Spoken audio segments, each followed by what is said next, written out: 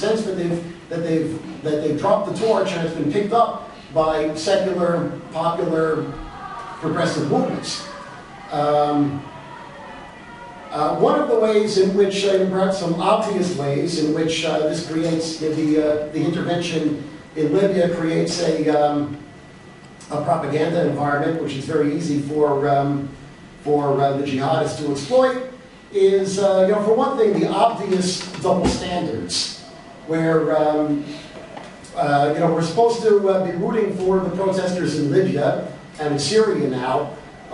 Meanwhile, our tax dollars are funding the repression of the protesters in Yemen and in Jordan and Algeria and Morocco. And Bahrain was actually invaded by Saudi Arabia, backed by our tax dollars, to put down the protest movement there. And lest we forget Iraq, where there's been, there's been big protests against lack of democracy and against austerity measures and so on throughout Iraq, as well as the rest of the Arab world, as all this has been going on for the past 3 or 4 months now. And they've also been put down with a considerable degree of repression. So obviously, the U.S. Don't mean to belabor this point that's so obvious. The U.S. is not, hasn't got the moral credibility, so to speak, to be intervening on behalf of protesters in Libya, or perhaps with Syria might be next at this point. Another very, very obvious double standard was Operation Cast Lead, where the Israelis in Gaza 2 years ago committed crimes which were roughly equivalent to those that Gaddafi was committing and still is in Misrata and Benghazi. And all very, very clear to people throughout the Arab world. Then there's what we might call some bad facts about the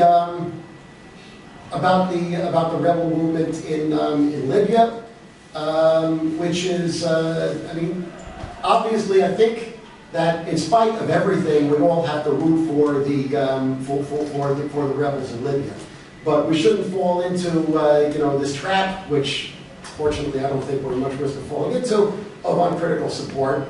The most obvious ugly thing about the movement in the rebel movement in Libya has been its xenophobia, where probably we're all aware that because Gaddafi has apparently been relying on mercenaries from other African countries. Immigrants, even those who have not been recruited as mercenaries by Gaddafi, in Libya have been subject to attack and have been forced to leave the country. Very, very dangerous to ignore this. And also, the people who have now sort of, as a part of the process of the U.S. intervention and NATO intervention, the people who have been who have come to the fore of the leadership of the movement have basically seem to have sort of free market politics. And one of the weaknesses of the Arab revolutionary movements has been, you could argue that it's a strength as well as a weakness. It sort of cuts both ways, but it's been extremely non-ideological. One of the ways that's good is that it represents a break with all these completely ossified ideologies, such as the so-called Arab socialism of Gaddafi. On the other hand, the lack of ideology makes these movements perhaps more readily exploitable by those who would seek to impose free market dogma and pseudo solutions. And precisely because the dictatorship in Libya had been ruling ever since 1969 in the name of this bogus so-called Arab socialism, there's a real danger of a real anti-socialist and pro-free market stamp to the politics of the revolutionary movement, which is emerging there. A few words about what NATO's agenda is in the region, in the intervention in Libya. Everybody talks about, everybody on the left has been talking about the oil, which is the predictable response, And I do think that reestablishing imperial control over Libya's oil is indeed a factor. It's a part of the equation, but I believe that it's secondary at best, and that the primary issue is sort of providing a political thrust to the situation in Libya, which could then sort of be a template for the rest of the Arab world, and for the West to sort of establish terms for the struggle in the Arab world before the Arab protesters themselves do so. And one of these is precisely to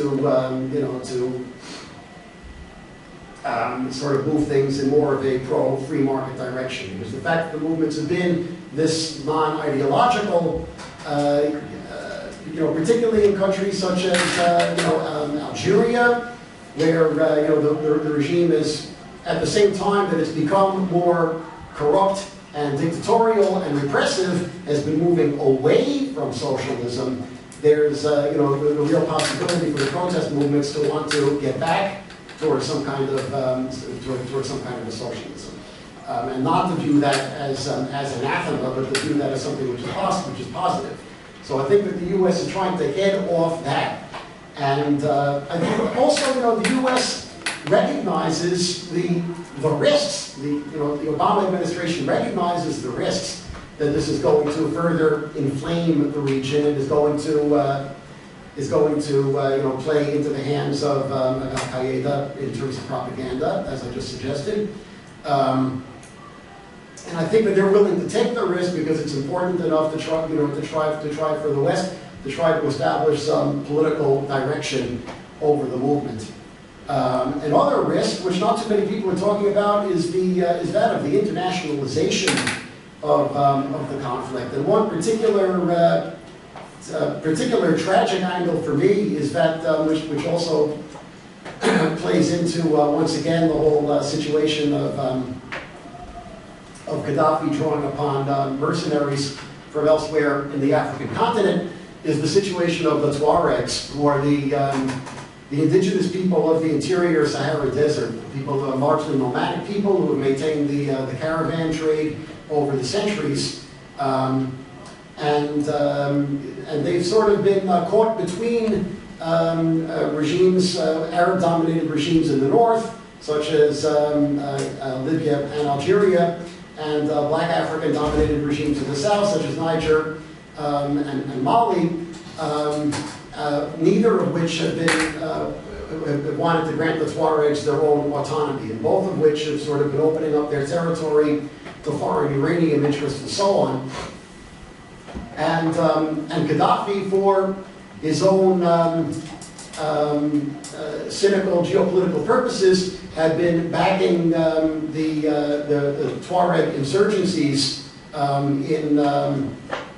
in Mali and Niger back in the 1990s, and actually more recently sort of served as a peace broker with those regimes. After having backed the insurgencies, then he sort of brokered the dialogue, which resulted in at least a tentative peace deal in those countries, although there's still a lot of unhappiness among the Tuaregs about, again, the fact that French uranium interests are being allowed into their territory and they're not really getting much of a cut. But now that Gaddafi needs mercenaries, he's calling in the chips and wants these Tuareg guerrilla fighters to come to Libya to fight for him, and some of them have done so. Meanwhile, of course, Libya's own Tuaregs have not been very happy about the fact that, guess what, they've been denied autonomy in their own territory by Gaddafi, and they have joined the revolution and taken up arms against Gaddafi. So unfortunately, the situation in Libya sort of turned into a Tuareg civil war, and there is the possibility that it could begin to spread. Once again, the Tuareg's territory is divided by several different nation states in the region, and there's the possibility for the conflict to spread south into the Sahara and become internationalized, which is a real threat. So, all of that said, the trickiest point for an anti-intervention position is the obvious reality that particularly in the east of Libya, in Gaddafi, in Benghazi, which is now the de facto rebel capital in the east, the people overwhelmingly, the populace, the residents of Benghazi and the east generally, overwhelmingly supported the military intervention.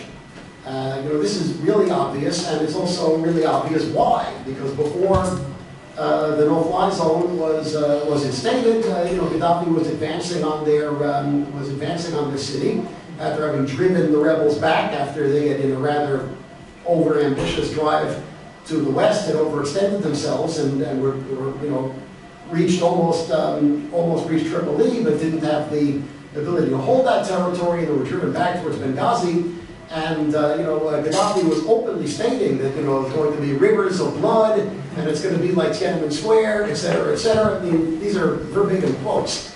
So I think we can forgive the people of Benghazi for, being grateful for U.S. military intervention. And it's quite possible that without the NATO military intervention, that the rebel movement would have been crushed by this point. So this is a point which we can't shirk from, and which we have to grapple with. It doesn't mean, acknowledging this point does not mean that NATO's agenda is any less sinister, and it does not mean that the implications of the military intervention for the entire Arab region are any the less grim. So, unfortunately, we live in a complicated world. It would be easier if we lived in a nice, simple world, but we don't. We live in a complicated world. So, that said, before we sort of throw things open for discussion, I'd like to hear what people have to say. Come on in, although I'm afraid we're out of chairs at this point.